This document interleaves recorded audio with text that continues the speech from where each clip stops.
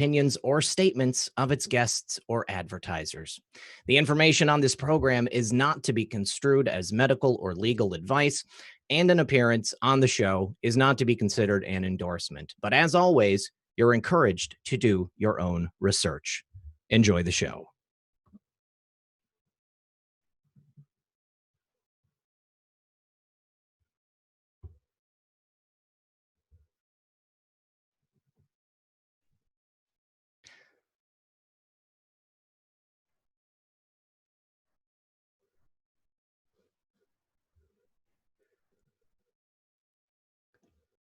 Good evening, Patriots. Thank you so much for joining us tonight. Please do me a favor. Don't forget to like and share this broadcast. Help us break through the algorithm. We've got a very special show for you this evening. My good friend Zen Garcia is here. You'll remember Zen from his prior appearance on the program. Tonight, we're going to be talking about the Book of Enoch, part of the Apocrypha.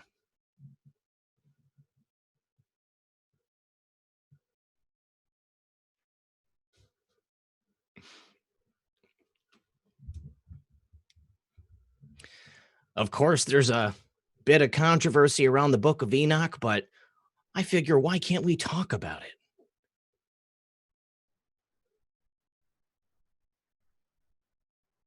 So many interesting things in this set of writings. All right, gang. Please, everyone, do sit back, relax, grab your popcorn, and we'll be right back after a brief word from our sponsor.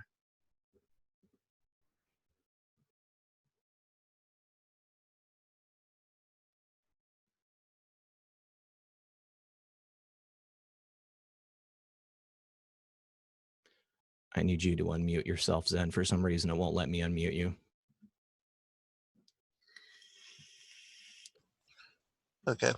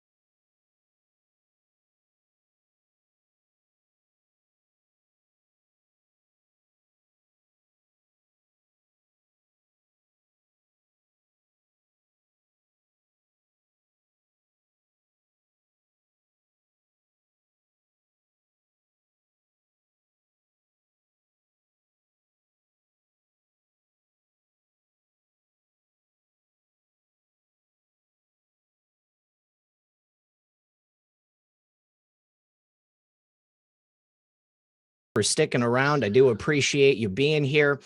Please join me in welcoming to the show one more time is my good friend Zen Garcia. Zen, how you doing, buddy?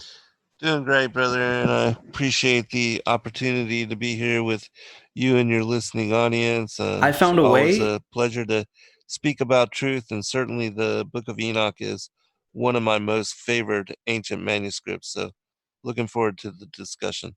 Excellent. Yeah, I think it's a fascinating thing. I've really enjoyed everything that I've learned about it so far. And as I said in the intro, you know, a fair bit of controversy about it. But I always figure, why can't we talk about things, discuss it? And maybe we come away and we've learned a little bit more. Let me just say thank you to Homebody Heaven, says, hey, you. Thank you, Homebody Heaven. Lightning Fire says, keep it up. Thank you, Lightning Fire. And Gaffer Anon has upgraded their membership. So thank you very much, Gaffer Anon. And if I could get an accurate count of likes and people watching in the chat, guys, I would really appreciate it. Thank you to everybody for being here. Thank you to the mods for helping keep the chat comfy. Real Red Pill Girlfriend, I love you, honey. Good to see you. All right, so Zen, before we get into the Book of Enoch, just in case there's anybody here who wasn't watching last time or who is not familiar with your work, please tell us who are you and what do you do? Well, I've been a radio broadcaster since 2008, and I currently do a number of different shows, but I am on Revolution Radio on Wednesday evenings, 8 to 10 p.m. Eastern, and that show is called Momentary Zen. And then Thursday evenings on Truth Frequency Radio on 9 to 11 p.m., and that show is called Secrets Revealed. We do a number of other different broadcasts as well. My daughter-in-law and myself, we do a Ask Me Anything show every other Friday.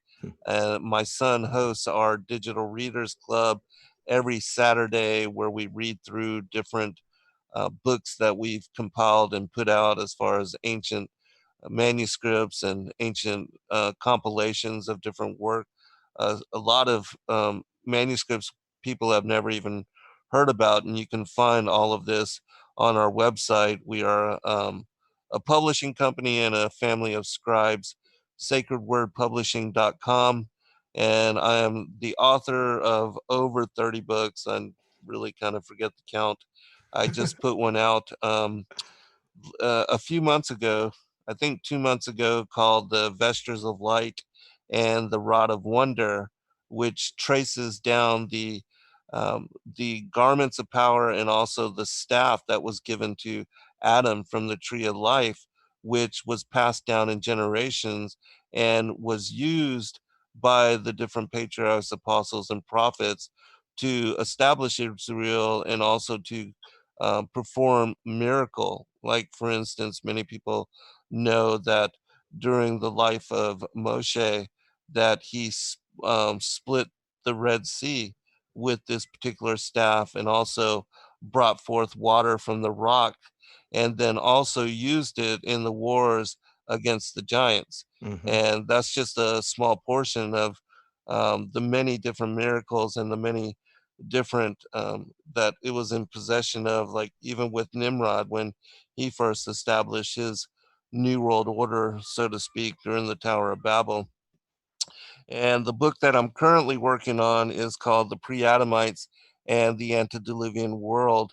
And it's one that focuses on explaining what occurred in Genesis 1-2 with the earth becoming without form and void.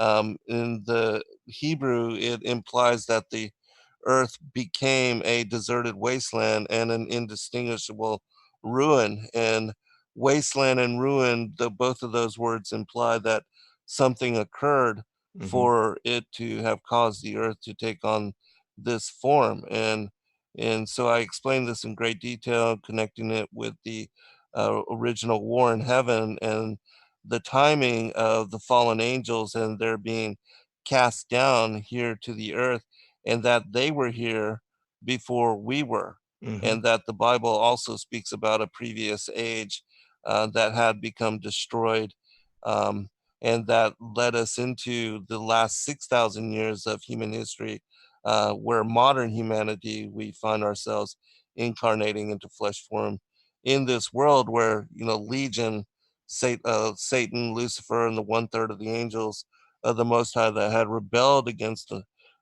God, that they were already banished here. And that's why we find in this world the prevalence of evil and the propagation of it. And that will continue until the harvest with the second advent of Christ and at the end of days. And so, um, yeah, so you can find many of my books and a lot of topics. Even tonight, we're going to be speaking about the Book of Enoch. And my ninth book is The Flat Earth as Key to Decrypt the Book of Enoch, where I explain how only um, looking at what Enoch is describing for the motions of the luminaries, by applying it to the backdrop of the earth as the foundation, and that explaining that it's the luminaries, the sun, the moon, Saturn, Mercury, Venus, Mars, Jupiter, that move and circle around the North Star Polaris, that one can understand his description of these luminaries moving from east to west and then north and then back east, which is a circle. And so, understanding that, I was able to decipher the 14 chapters of the book on the courses of the heavenly luminaries and release that as a book as well. Your website only has 22 books listed, Zen. You got to get that updated. Yeah, I have to talk to my daughter-in-law. Well, some of them are compilations, and so, but I have written a lot where they are my personal books, and so, and I don't remember, the number just because I'm putting out so much work, Sure. and many, as I said, are the compilations. Like, for instance, we have also released a collected works of Enoch, which has a number of different texts that are not found anywhere else, with regard to the works of Enoch. And also, we take like chapter 3 of Jubilees, which describes in great detail the life of Enoch, and have made all of that available in one text as well. Let me just say a couple of these quick thank yous. Baby Yoda said, Red, you are a master at what you do. You have created something truly wonderful. You've created a wonderful family, too. My best to you and all these fine folks in the chat. Thank you. Baby Yoda, obviously, love you, brother. Thanks for that. Homebody Heaven asks, am I blocked? I don't see my chats. Homebody Heaven slow mode is on, or rather, it should be, because it's supposed to only allow you to chat so much. And unfortunately, slow mode is not on. That's why it's not working. But yes, you're only supposed to be able to chat once every 2 minutes, because there's just so many people here and it makes it difficult for everybody to keep up and watch. Tanette Booth says chat issues. Clear out, clear reasons, come back in. I've seen a couple of different people say they're having issues with the chat tonight. It's not lining up with the chat that I have on the screen. Definitely, YouTube is messing around with things on both of our ends. So go ahead and clear out, come back in. It'll probably work that way. ZooQ Review says, scary. God sent me recently to this book. Seriously, goosebumps. So Enoch, we know, is a historical and a biblical figure because he does appear in the Bible.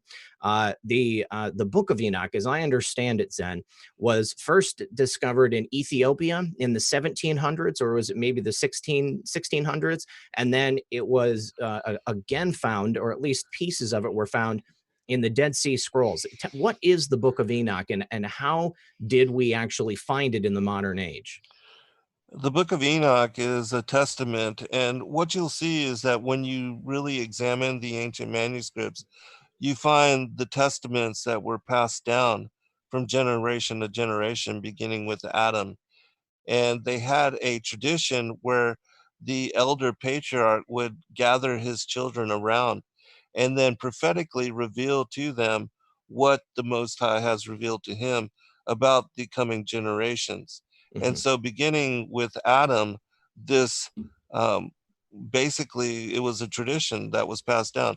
Every time a patriarch was going to die or pass on, they would gather the family around them and tell them about their lives, about what occurred to them, about prophecies connected to, what occurred to their life, especially with Adam being cast from paradise, banished here to the earth.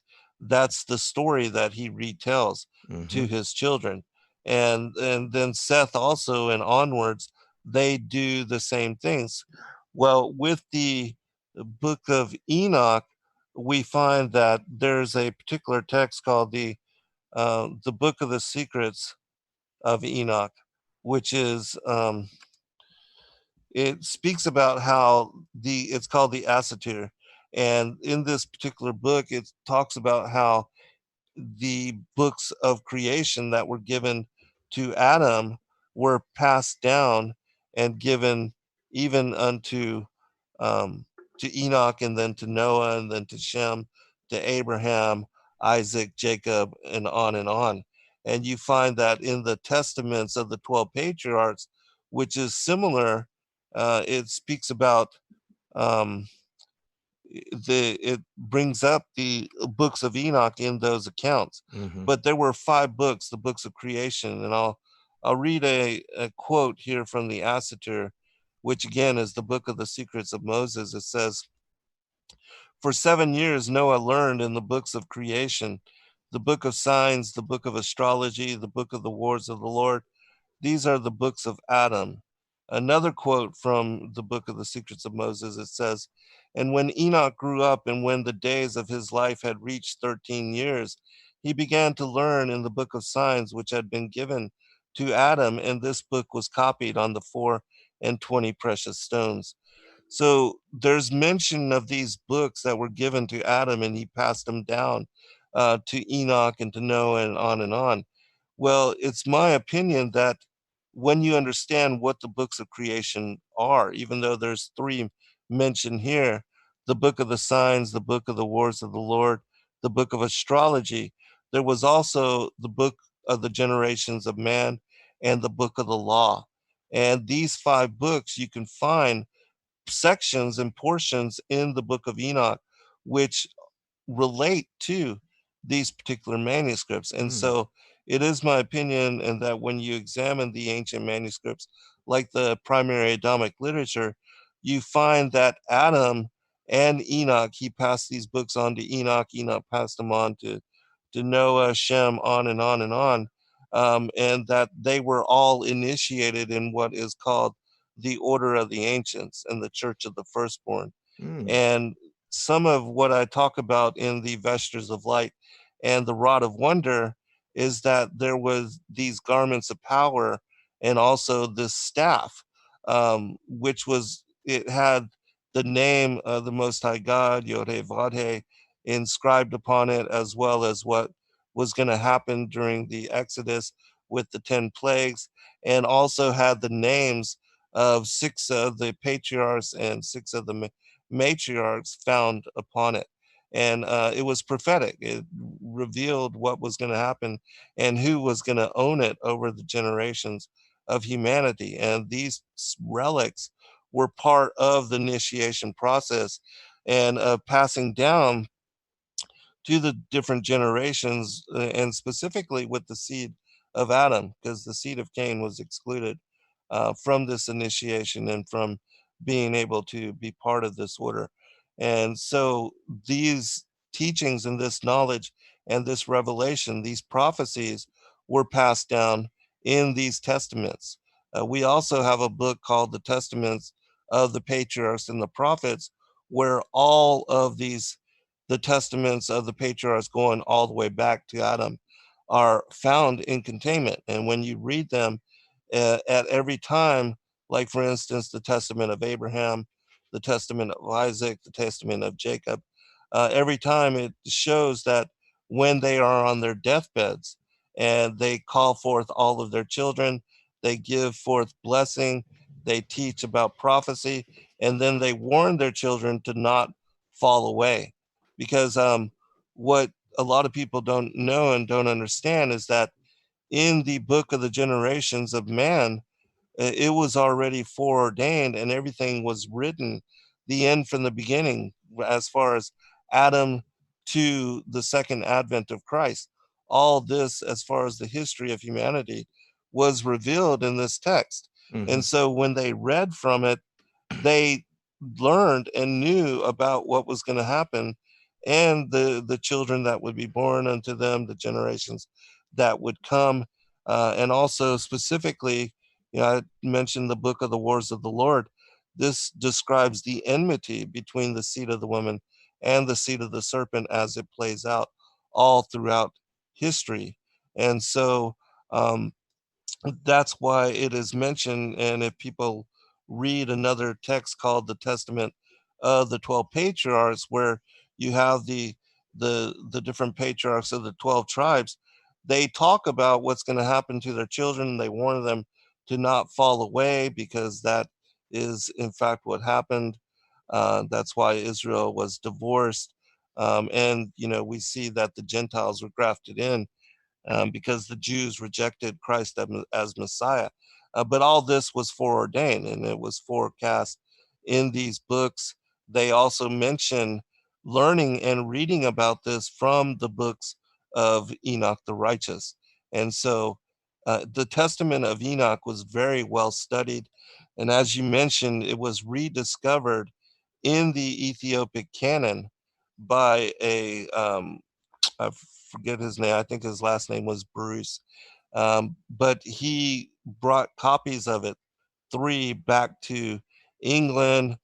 He transcribed one himself. I believe he gave one to the Vatican Church, and another to the the Louvre in Paris, if I'm correct. But anyways, all three of them made translations of the text available, and that's how it came to light for Western cultures again. But it had always been a part of the canon of the Ethiopian people, which are Mm. very ancient Christians, and that this knowledge was once commonplace. And the Book of Enoch is described in the discourses of the ante-Nicene church fathers, in their deliberations on whether to include it as part of the canon or not. And so, um, we currently have, as I said, there are three books of Enoch, which most people are aware of. But as I told you, we put together a collection of the works of Enoch where there's many texts that people are not aware of that are part of this collection. And so I'll just read really quickly the contents of the book that we put together called The Collected Works of Enoch, for those might be interested in, learning and getting full access to what is available to us. The first text is called The Account of Enoch the Prophet. The second portion is from Jubilees, chapter 3 and 4. And then we have the Book of Enoch, the one that we'll be talking about tonight, and which most people are familiar with. Then the Book of the Secrets of Enoch, which is Second Enoch. The Aramaic Dead Sea Scroll fragments of First Enoch, which are again a confirmation of that Enoch was written in the distant past, and also is prophetic in that it speaks about the elect one, Christ, and he as being the Son of Man, and that he would assume the judgment seat at the end of days to bring forth what is the harvest and the separation of the peoples into the wheat and the tares. Okay, I've got so many questions. Let me just do Yeah, sure. these thank yous from the audience. Let's see. Denise had said the Book of Enoch, one of the hidden books we aren't supposed to see, being an ancient Eastern history nut. I'm really excited about this show. And Denise had also asked in the chat who Engen was. That is Zen's son. He is in the call so that he can record and stream it himself. Rook Castle is interested to hear any thoughts on Nephilim. That's definitely something I want to ask you about. And Red Pill Doc says 8 copies found in the Dead Sea Scrolls. So my first question is, if this was at one point canon and we have a historical precedent set within the current Bible, and we obviously have the archaeological precedent set with it being found within the Dead Sea Scrolls and then in Ethiopia, why and when was it removed as an official text and moved into the realm of apocrypha? When the canonization process took place with the Council of Oh, Nicaea, okay, okay. and it was actually, an authorized version of the Bible came out, which was a collection of manuscripts, which the Roman Catholic Church had approved of, and many texts were excluded. Um, How you know, many? and there literally thousands, Wow. because back then, there was no Bible in the early establishment of the ecclesia and the church.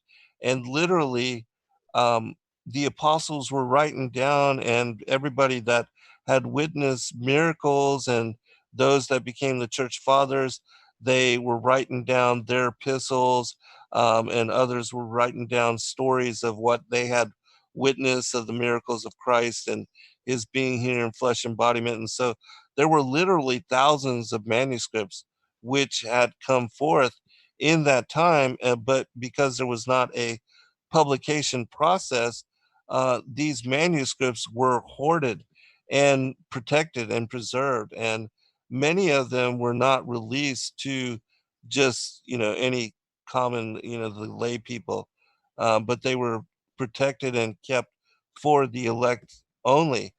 Even when the temple was destroyed during the time of Nebuchadnezzar, and all of the holy books of the Jews were lost, the Hebrew people, Esdras was assigned by the Most High God to rewrite and to bring forth again 200 plus books, and one third of them were only to be released to the masses, and Wow. then the other two-thirds were to be protected and preserved for the elect alone.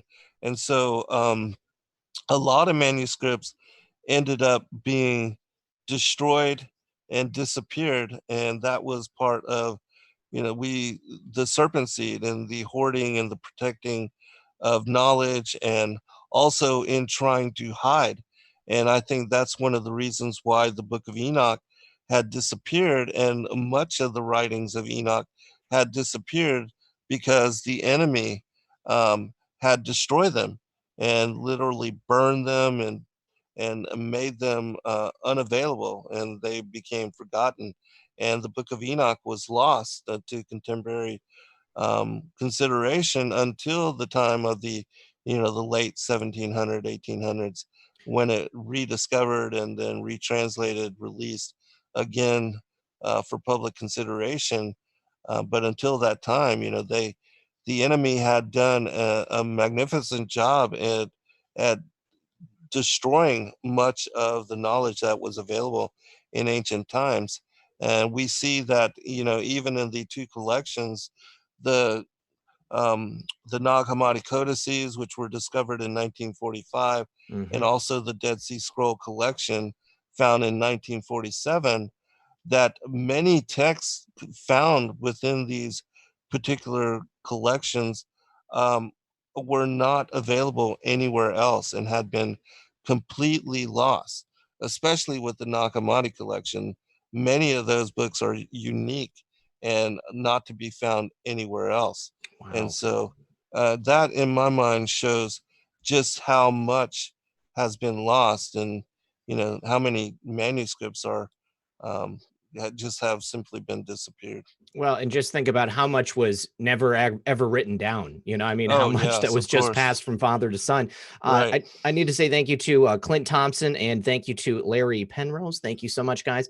Now, do we know the condition of the books that were found in Ethiopia? Do we know the age of them? Was it simply scrolls, or was it literally a bound book, or was it something more than that?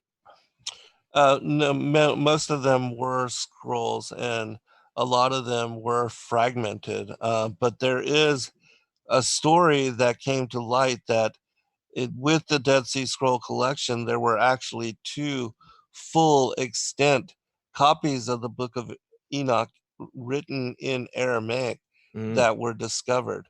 But these books have been hoarded and have been sold off to private buyers, Oh, unfortunately. and I'm sure that was totally coincidental. Yeah, Um, of course. well, we were already through the first half hour, so I want to make sure that we get into some of the most exciting parts of this. Now, Rook's Castle asked about Nephilim. Tell us, what are some of the fantastic and the exciting elements of this? I understand that Enoch apparently went to heaven with God, but did not die. There have been people that have spoken of, obviously the Nephilim, and we know the giants, but please tell us about it. Yes, in the first portion of the Book of Enoch, as soon as you go into it, Enoch tells us the story of how what he is writing is going to be revealed to a remote and distant generation, and that the early chapters do tell the story of the rebellion of the Watchers that left their first estate, descended down to earth, and left willingly, and that God had allowed them. And in fact, in the Keber Nagas, um, chapter 100, concerning the fall of the angels, it describes how the word of the Lord, which we know to be Christ, the Logos, the Memra, that the angels basically tattletelling on Adam that he had fallen away, they challenge Christ to put them into the flesh and allow them to come here to the earth. Mhm. And so he does give them male bodies of flesh. And he tells them that, all right, I'm going to allow you to descend down to the earth, but don't fall away into sin.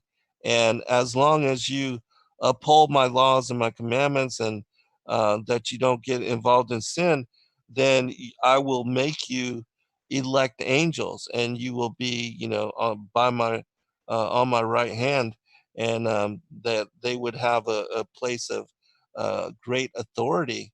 But immediately when they descended, in the story, it describes them coming down to and seeing the daughters of Cain Mhm. engaged in basically a mass orgy. Mhm. And then they decide to, getting caught up in lust immediately, they make a pact amongst themselves to go ahead and involve themselves in the pleasures of the flesh, Mhm. and to take wives of all which they chose.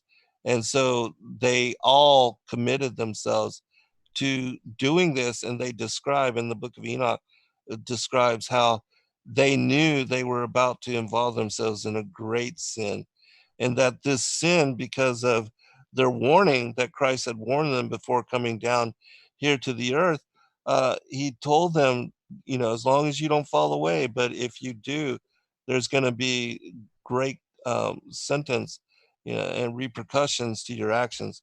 And they did it anyways. And so, what ended up happening is that, um, they took wives of all which they chose, and they brought forth and bore the giants.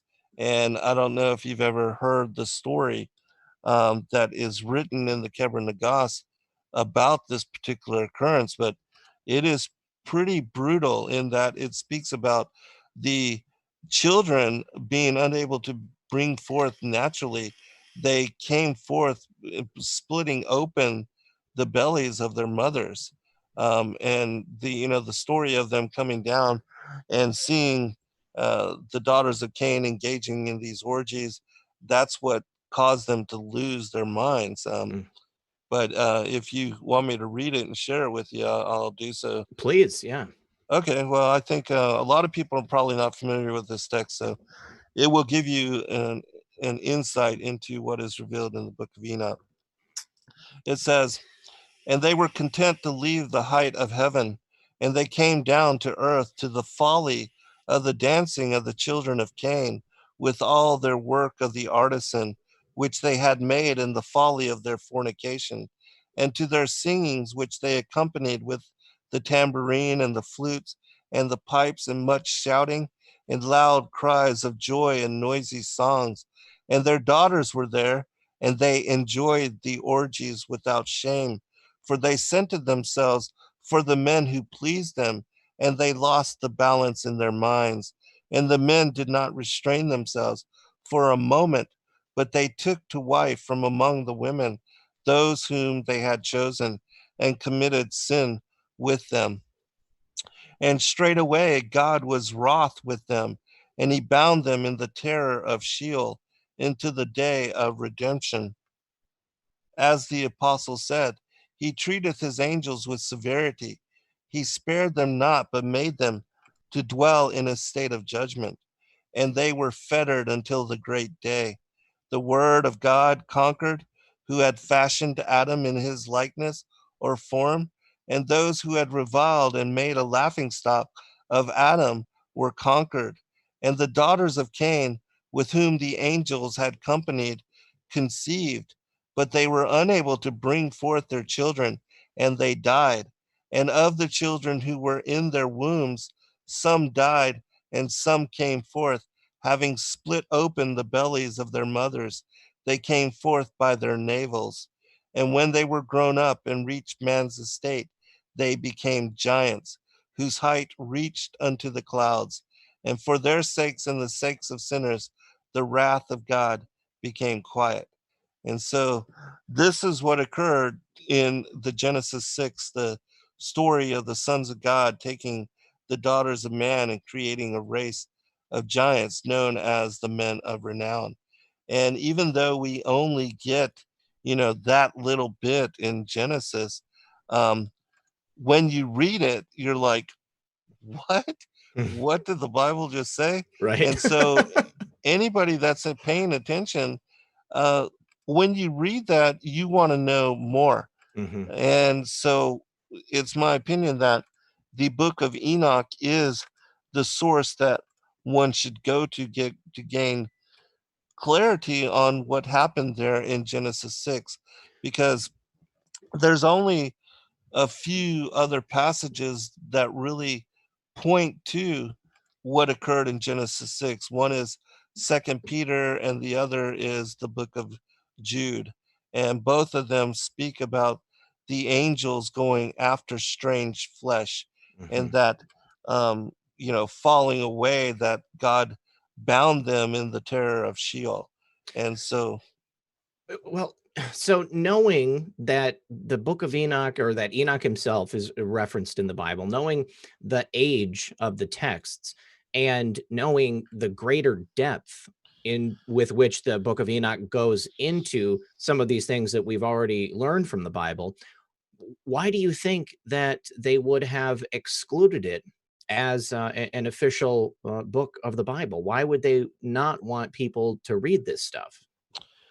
well, it's my opinion that historically, those that have been the authorities of the church have not been interested in educating the masses, but more interested in keeping them in ignorance. And historically, that has been the way of it. And so, even in this day and age, we see that the powers that be are conspiring. Even YouTube is censoring numbers, and even the ability to search out a particular video, or to bring forth information on a certain topic. And so it's always been that way. And Hmm. so, in my opinion, the whole effort of the Council of Nicaea was to hide the truth, and to um, basically distort and misconstrue, disappear, extirpate much of what was truth, and especially when it came to the revelation of what occurred with the sons of God and the fallen angels, and that they had interdicted themselves into the affairs of humanity, and that the giants that were born of them, the men of renown, the demigods of old, that they are the seed, the children of the watchers, and also of the fallen angels. And so when this particular story is removed from scripture in that understanding, much of what has come down to us as mythology becomes misconstrued and misunderstood. Hmm. And people believe that those episodes and the occurrences of those particular events in those particular days are all fairy tales, and Hmm. that they have no basis in truth. And so we lose what is the foundation for what is the esoteric aspect of what the Bible speaks about with regard to the war in heaven, and the sons of God rebelling against the Most High, and also leaving their first estate, coming here and creating this race of giants, which we know that all throughout the history of Israel, and even David and Goliath, that there was the presence of the giants in Well, the land. even up to tales from here in North America with Oh, Native yes, Americans, Lovelock absolutely. Cave. Right. Yeah. Yeah, absolutely. And Oh there my, are even stories currently of in the Solomon Islands that giants are still in existence, and still, really? yeah, still abducting the native peoples there. And this goes back to even 5 years ago. There was a woman that had escaped from her captors and came forth with this incredible story of, her abduction by the giants and being kept slave, for them Wow. for a certain period of time. And yeah, there's a book called The Solomon Island Mysteries that speaks about this current phenomena, and how the giants um, are still in existence there in those islands. I'm going to order that. That sounds great. It is a fantastic read. I saw somebody in the chat asking what I was vaping. It's juice head pineapple grapefruit, and it's delicious. The reason I don't often advertise it is because I don't want everybody to go buy it up. It's in rare supply. Just I just need to say thank you to Red Pill Doc again. Freight Awakening says, how do I explain billions of people to non-believers of creation and Adam and Eve? Incest always comes up. Bloodlines is bad. Love you both. No Cuomo. This is something that people are always going to ask, I mean, what do you think, Zen? I mean, is it just that God relieved the earliest generations of people of genetic abnormalities that people would be struck with today? I mean, how do we explain the fact that life on Earth started from essentially two people? Well, that is only the modern age, and then going back the last 6,000 years. As I Right. said, that when you look at the narrative in Genesis chapter 1, verse 2, you see that Elohim created the heavens and the earth. And then all of a sudden, in chapter 1, verse 2, the earth became without form and void, Mm-hmm. meaning that something led to the destruction of that age. And when you look at Second Peter chapter 3, you see that Second Peter the apostle speaks about the destruction of the first world age. Mm-hmm. And this is described in many different places by many different um, prophets of old. Jeremiah in chapter 4, verses 23 through 30, he describes a time when there was not yet man, and yet the cities of the wilderness had been destroyed. And in my opinion, this information and the book that I'm working on now reveals what occurred to the Atlantean age Mm-hmm. and to the fallen angels that had ruled as the dragon lords of that time. And that the ancient mythologies, the ancient stories of the destruction of Atlantis from both above and below, that not only were the heavens sent raining down in fire and brimstone upon this culture, but that the earthquakes and the mud floods and the inundations, the tsunamis, everything was thrown against it, so that this ancient culture became lost in memory. And Ezekiel chapter 26, verses 19 and onwards, speaks about this as well. The loss of this people of old time, and how this land had been completely submerged and swallowed by the oceans and is no longer to be found. And so um, the Bible covers and speaks about the ancient times, and I do believe that the Titans ruled in that age, and that what we see of the research of Mud Fossil University and some of the what looks to be ancient petrified giants Mm-hmm. and ancient petrified uh, looks like mountains, but ancient creatures, and even the trees Mm-hmm. were of very large stature in the previous world age. And so there's a huge part of what is the ancient past and what the Egyptians called Zeptepe, or the first times, the prior times, when the demigods and the fallen angels ruled here on the earth.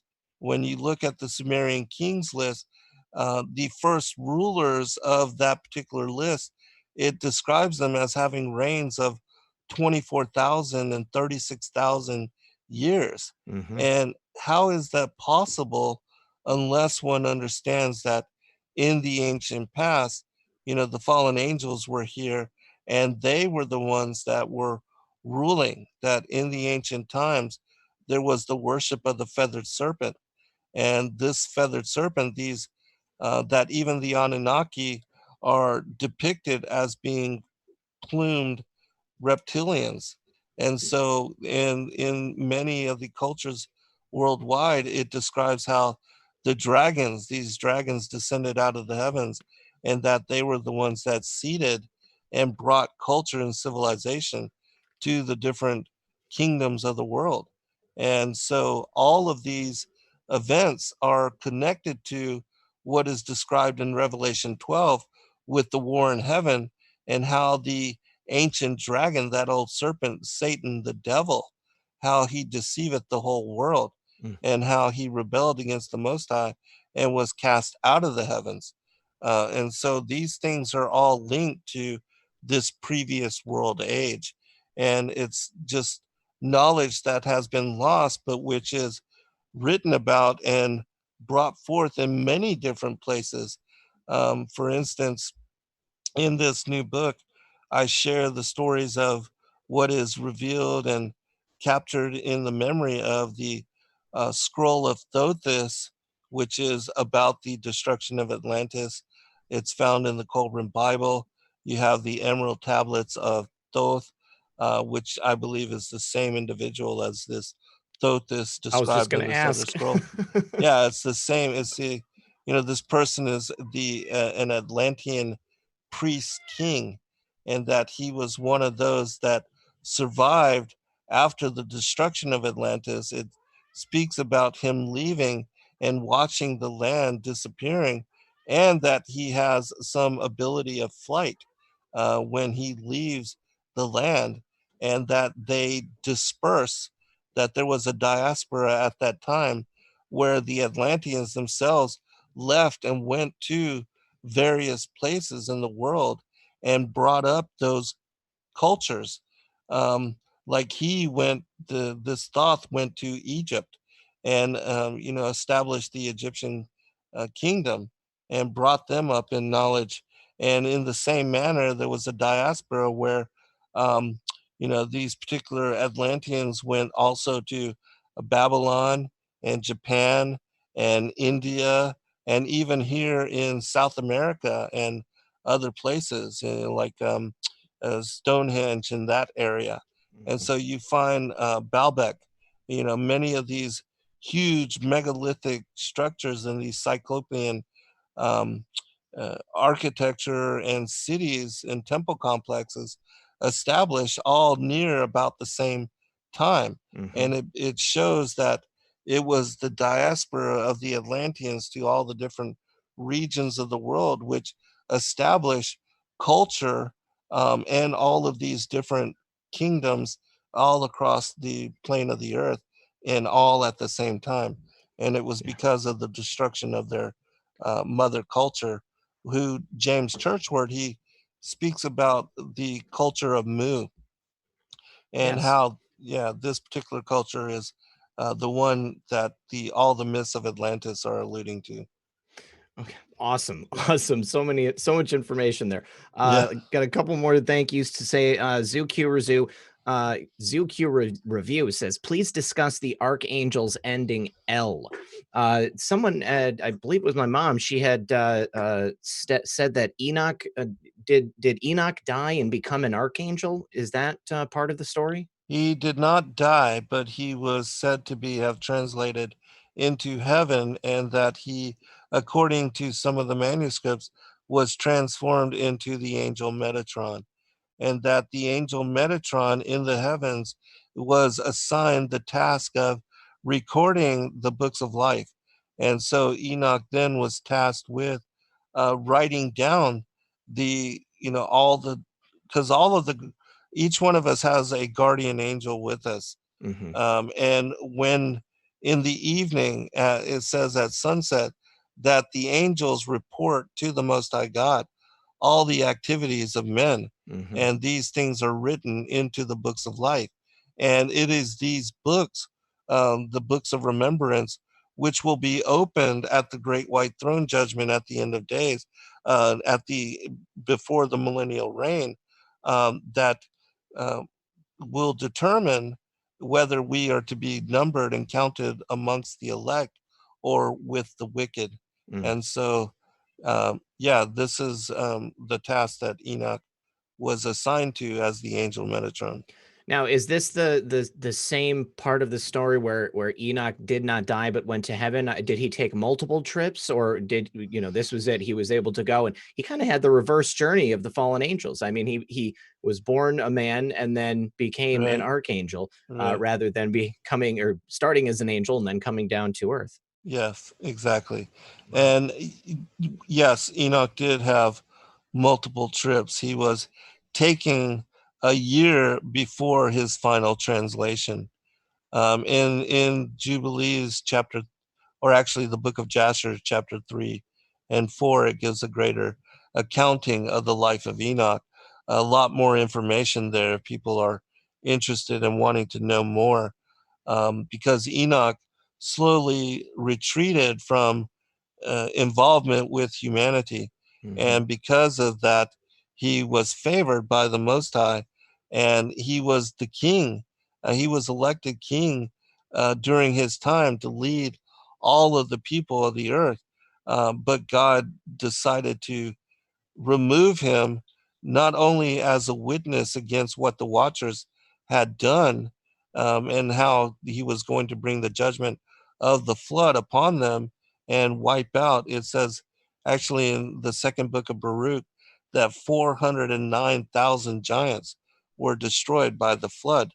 And so Enoch was going to bear witness as to the severity of the judgment that was going to be brought against the Watchers, because the Most High basically stripped them of their eternity, and that he sentenced them to die the death of a man, as it says in Psalms 82, and that at the end of days, they would be annihilated in what is called the second death, and they will be eradicated as if they had never been.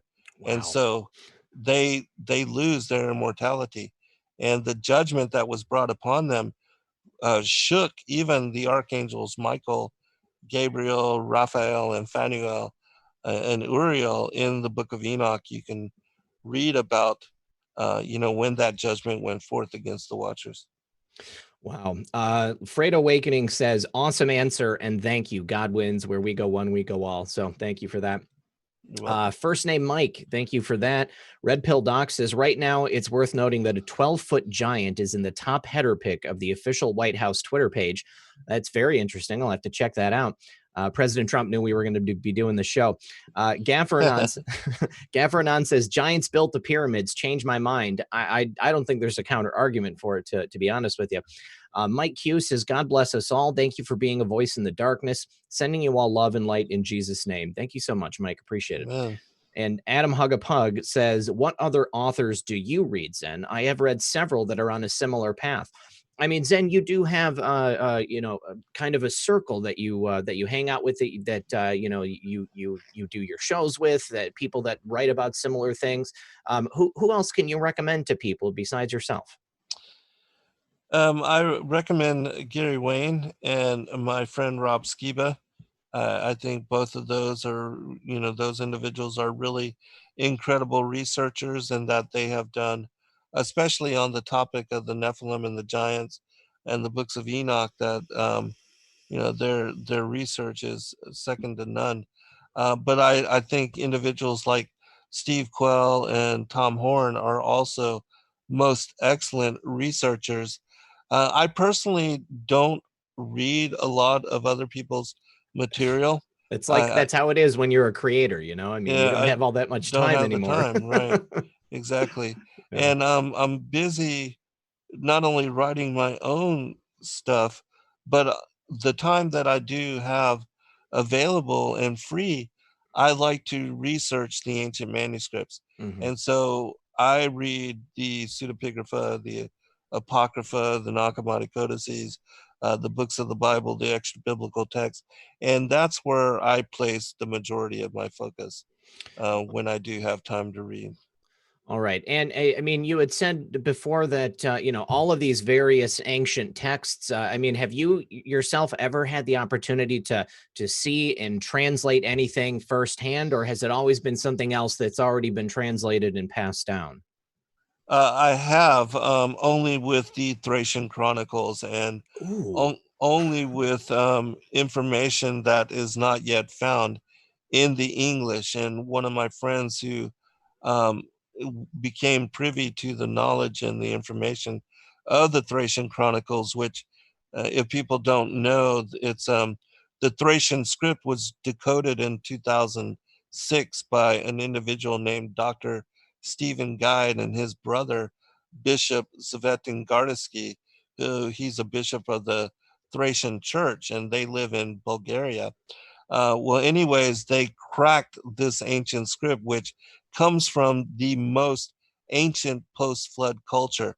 Mm. The Thracian people and their empire predate the Sumerians by 2,000 years, Wow. and Yeah.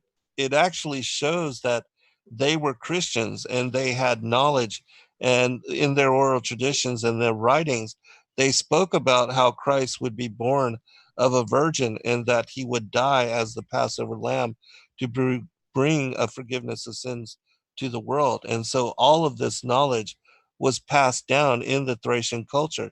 And the most important aspect of this information is it shows that the Bible was not plagiarized from any pagan teachings or any pagan culture, but Hmm. in fact, the opposite is true, and that the Thracian culture, who were Christians and followers of what is Isis, they call him Isis, and that's, you know, Jesus. Hmm. Um, but anyways, that they were the followers of the Son of God, and they understood that he would be born of a virgin.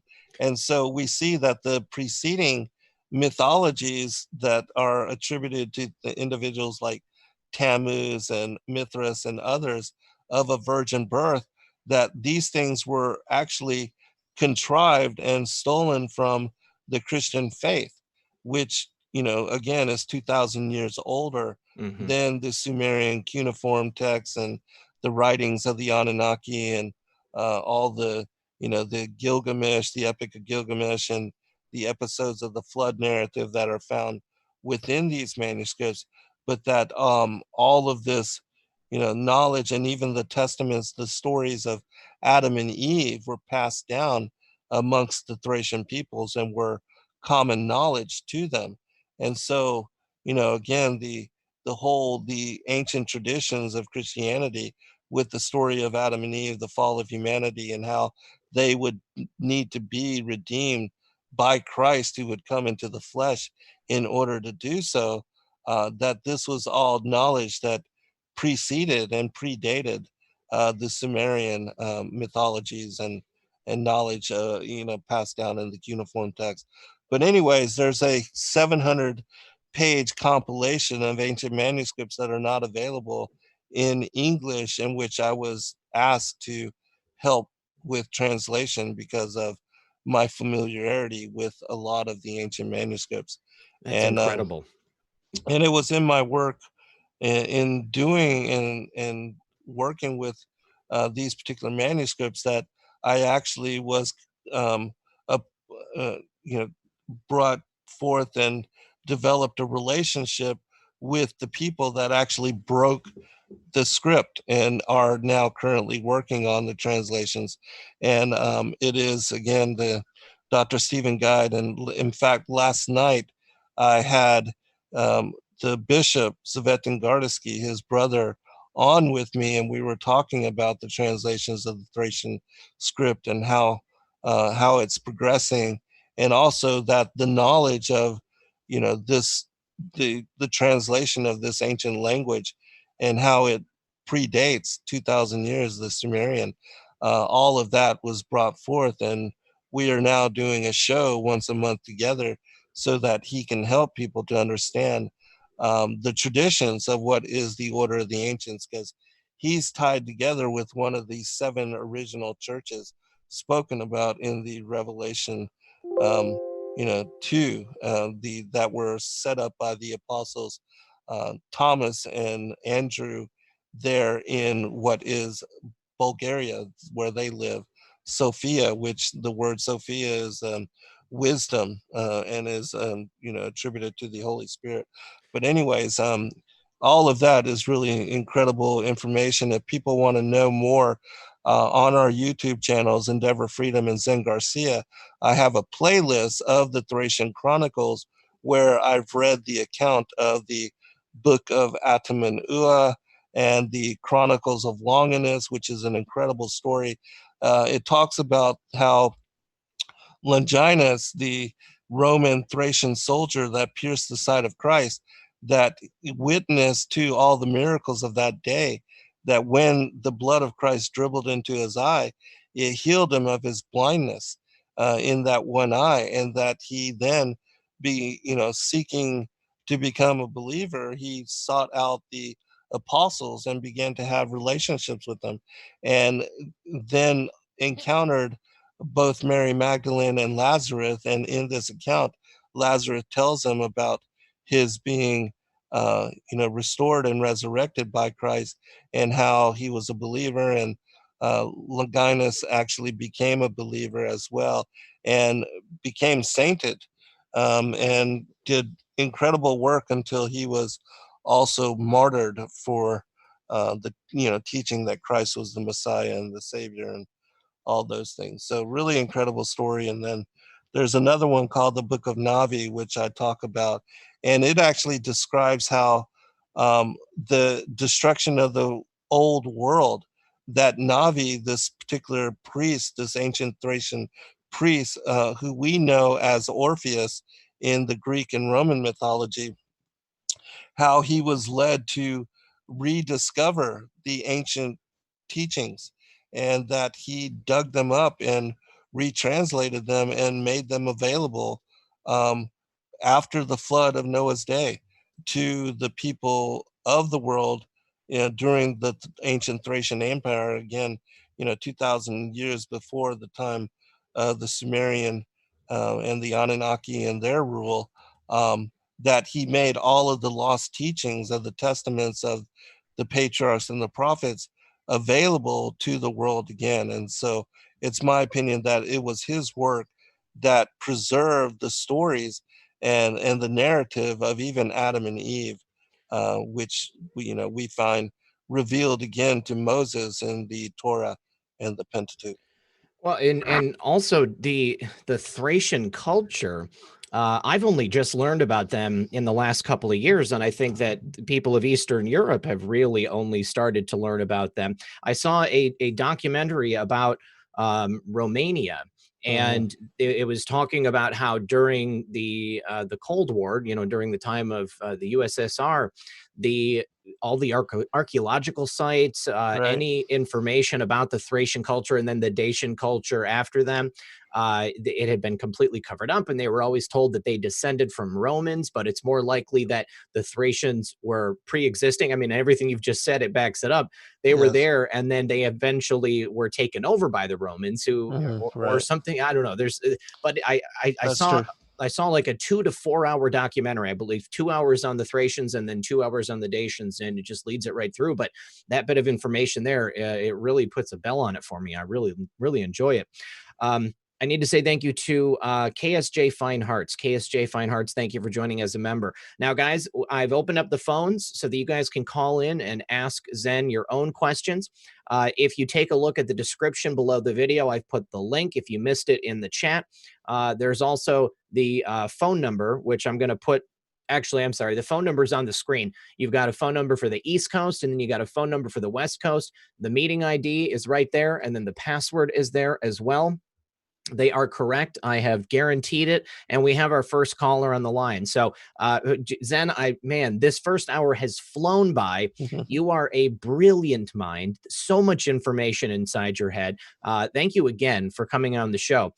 Let's have our first caller come on in. And I just want to remind everyone, please make sure that you've got your stream muted so that when you pop in, we don't get the feedback. No. Okay. Caller, you're on the air. Can we get your name? This is Jason. Chase? Jason. Welcome, Jason. How are you tonight? I'm good. First time caller, but long time listener. I'm Jason Hill in the chat. I comment a bunch in there on most days, but I was I agree with everything that Zen has been talking about on the show tonight. I just wanted, except for one difference that I believe he was talking about, either the serpent seed or the seed of Cain, and that is not biblical at all, nor is it pseudo-biblical or apocryphal based on from Enoch or any of the other books. Nothing has stated that Cain seed had some kind of evil intent. No one ever mentions that in the Bible or any of the other books. Also, the reason why Cain wasn't accepted by God is because his sacrifice did not contain a blood sacrifice. Atonement for sins is through a blood sacrifice, just like when Jesus sacrificed himself for us. He shed his blood for our salvation. So I was just wondering what Zen thought about that. All the other stuff, I completely agree with it. He's discussed, and I also want to mention Q after he's able to talk about that a second. Sure. Yeah. So Zen, obviously, serpent seed. The first time I had ever heard about the concept was through our conversations and our first show we did together. So please address what Jason is saying there. We can agree to disagree on that, but I've written a 400-page book on this particular topic. It's called The Great Contest 2, The Enmity Between the Seed Lines. And I welcome anybody that is not familiar with the concept to examine this particular text and then decide for yourself. Because I do believe that without a doubt, the Bible, even in 1 John chapter 3, verse 12 tells us that Cain was of the wicked one. And Christ tells us that the tares are the children of the devil in Matthew chapter 13, and that the enemy snuck into the garden, sowed the tares. It's telling us about what occurred in the garden in chapter 3, and also Paul in 2 Corinthians chapter 11, verses 2 and 3 speaks about how the serpent beguiling Eve, that's what caused her to lose her virginity and her chastity. Correct. And so there's only, the only way a woman can lose her chastity is by being physically corrupted and sexually seduced. And that's exactly what is being alluded to by Paul and also Christ in Matthew chapter 13. But again, brother, we can agree to disagree on this. It's not a salvational issue. Yeah, sorry to interrupt. I agree that that sexual relations was committed between Eve and the serpent, but there was no indication that any child was born from that. In fact, it says in Genesis that after that Adam and Eve had sex, had relations, and they bore a son, and he was Cain.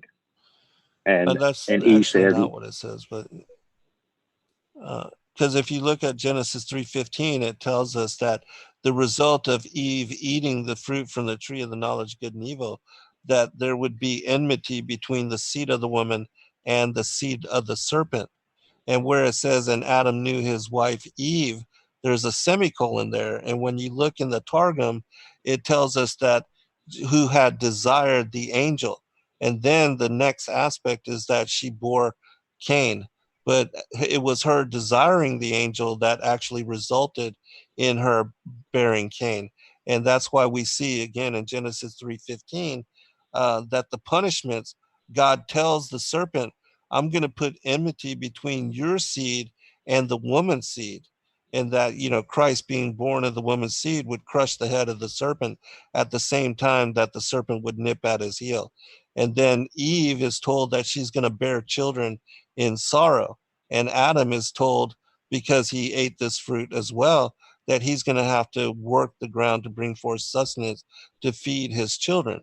And so the results and the consequences of them eating this fruit is that the serpent has seed, and also Eve is both the mother of all the living, in that she bears both Cain from the serpent and Abel from Adam.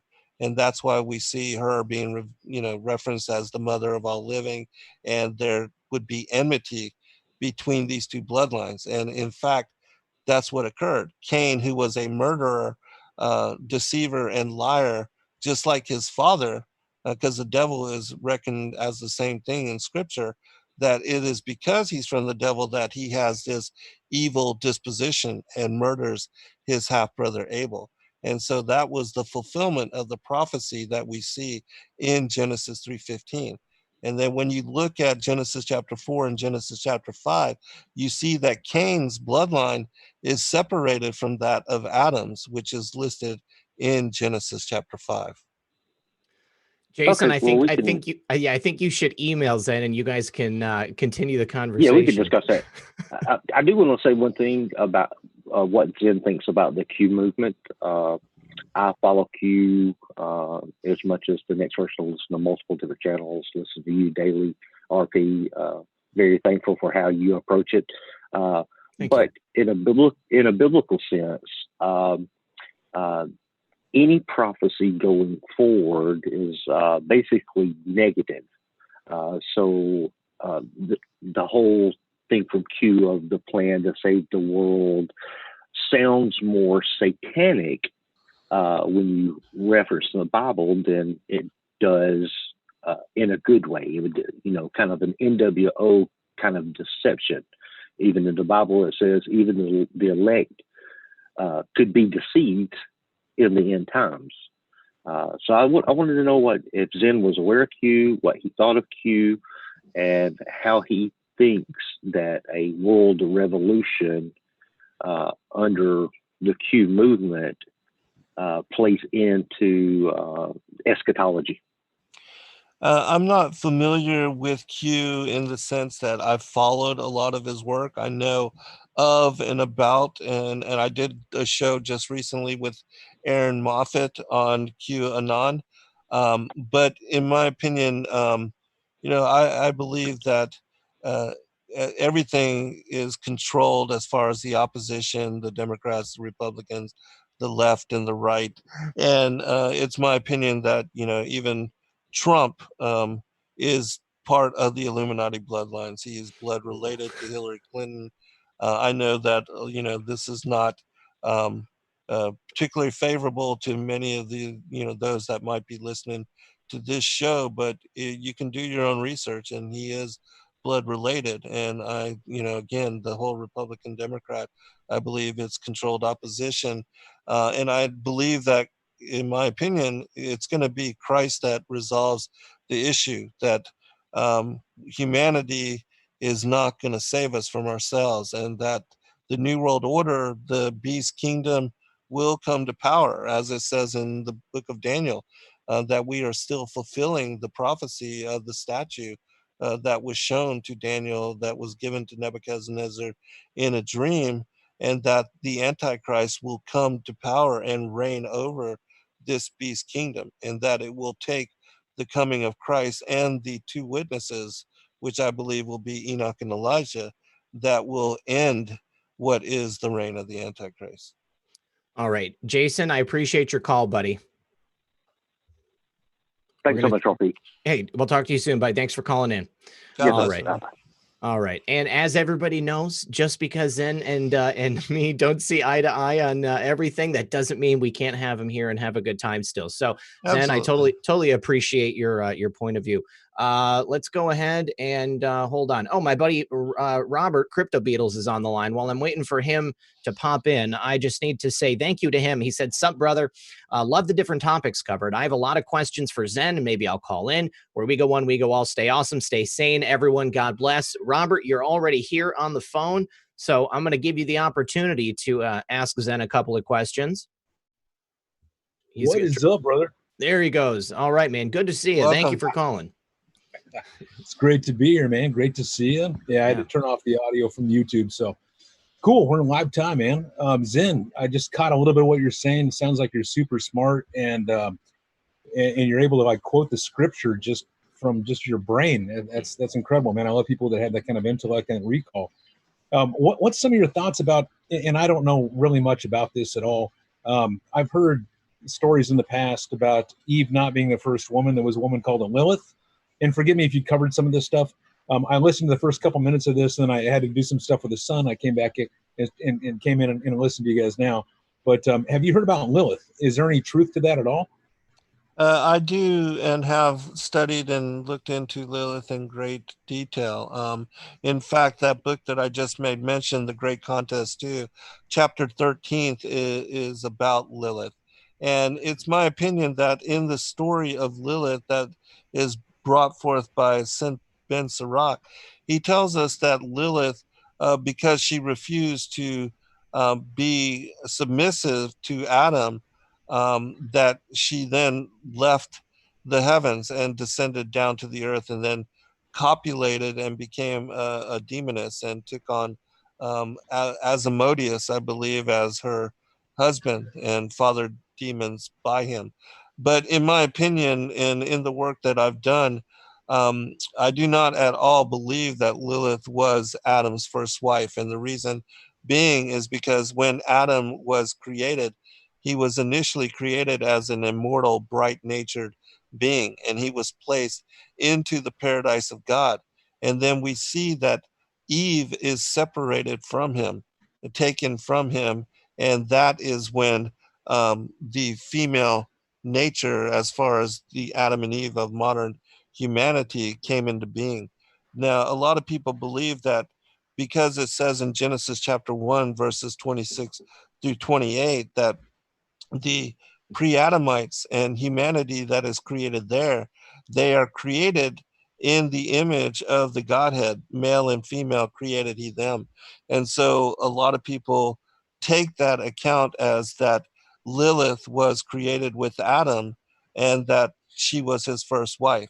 But in fact, if you read the story carefully, you'll see that these particular beings, which they are, again, they're the pre-Adamites, and something that I'm writing about right now, because they were created on the earth after the earth was destroyed in Genesis 1-2, and they were created as hominids and told to be fruitful, to multiply, and to go forth and replenish the earth, which again, that word replenish tells us that something occurred, and that what we see in Genesis 1-3 and onward is that God is having to restore the earth, to recreate it and to refashion it, and that all of the creatures which were destroyed in the first world age, they are being recreated to re-inhabit the earth. But Adam, that was made in Genesis chapter 2, verse 4, this Adam was created and placed into the paradise of God. And as I said, he had a bright nature. He was immortal in aspect. And it wasn't until he ate from the tree of the knowledge of good and evil that when Eve ate the fruit from the tree of the knowledge of good and evil, that they took on mortal form. And God told them that in the day you eat thereof, you shall die. And so what occurred is that when they touched this tree and ate the fruit from the tree of the knowledge of good and evil, they took on mortal aspect. And that was when their genitals actually appeared, and they took on what we call beastly form. And that is in the moment that Satan seduced Eve and impregnated her with Cain. And then we see that the story, she shares the fruit with Adam, and repeating the act, that he impregnates her with Abel. And so that's why we see in Genesis 3:15 again that we have that God says to the serpent, I'm going to put enmity between your seed and her seed. And the serpent's seed was Cain, who is of the wicked one and has the same disposition as the devil. He's a murderer, a liar, and a deceiver, even lies to God about having killed Abel after committing that act. And we see that Adam and Eve are not in, they do not have evil disposition like like Cain. And so, and it was after their eating this fruit and Eve becoming pregnant with both Cain and Abel that they are then banished from paradise. And then God puts the cherubim into place to protect the tree of life. And then they are banished here to the earth, where the devil and the demons and, the fallen legion were already banished. And then we see that it's here on the earth that, in fact, Eve does, bear Cain and Abel. The murder takes place, and the other prophecy was that Adam would have to work the soil to feed his children, and that actually occurs as well. And so all three of those prophecies, Genesis 3:15 to 3:17, took place once they were banished out of paradise, placed here on the earth. And so, in my opinion, if Lilith refused to be submissive to Adam in a sexual manner, well, Adam was not created initially to have sex. He was immortal. And it wasn't until he ate the fruit of the tree of the knowledge of good and evil with his wife Eve that they lost their immortal bright nature, took on mortal form, and were banished here to the earth. So with that whole timeline, Lilith could not have been the wife of Adam, in my opinion. Gotcha. Yeah, I don't want to hog up everybody's time here tonight. I just had a couple quick questions on. So Lilith was one. If Eve had twins, why you think the Earth was destroyed? Via the flood. When a lot of people think that it's because of human corruption, I wonder if it was because of maybe angel corruption, like Gen 6 talks about. Yes. And if you think aliens are actually just angels as described in Gen 6, and if you could talk a little bit about bloodlines. I don't want to take up everybody's time, but I just think these are like really interesting things that when people look at the sky and they say, oh, those are aliens. But if you read Gen 6 talks about those aliens just being angels, and the technology that we see that is completely magical and whatnot is the same thing that you can read about in Gen 6. So there was just a few of those things that I wanted to touch on and see if you could add some insight and some education to us, because we really don't know. And Zen, before you do that, sure. At what age did you start studying scripture? I read the Book of Enoch when I was 18 years old, and Wow. I've been studying the ancient manuscripts ever since that time. But with regard to Genesis 6, yes, the fallen angels, the Anunnaki, the archons, they are all the fallen angels, the rebel ones that with Lucifer, the 1/3 of the angels of the Most High that rebelled against him. In chapter 29 and 30 of 2nd Enoch, it tells us that they were cast down on the second day, that one from out of the order of the angels and those that were beneath him had the impossible thought of trying to be like the Most High. And so it was Christ, the word of the Lord, that threw them out of the heavens, which is why we see in Luke chapter 10, verse 18, that Christ tells us that he had seen Satan like lightning fall from the heavens, because in fact it was the Logos that had kicked them out of the heavens during the initial war in heaven. And so, yes, the fallen angels are the Genesis 6 sons of God. And there was another incursion, because again, the Lucifer and the 1/3 of the angels were cast out on the second day. So they were here from the second until the sixth day, long before the pre-Adamites or modern humanity. And then we see that during the time of Jared, which is Enoch's father, his name meaning descent, that it was then that 200 of the watcher angels, they joined the rebel angels here on the earth, and bringing down the mysteries of the heavens, they were the ones that lusted after the daughters of Cain. And then taking wives of all which they chose, they created the race of giants. And the race of giants became cannibals. They were bloodthirsty. They began to consume the flesh of humanity, to drink the blood of humanity. And they were also worshiping the fallen angels, the pantheon of gods and goddesses, and teaching those, the pre-Adamites and the others that they had conquered, they would do blood sacrifice. They offered a victim and children in sacrifice, which is why, God brought judgment against them.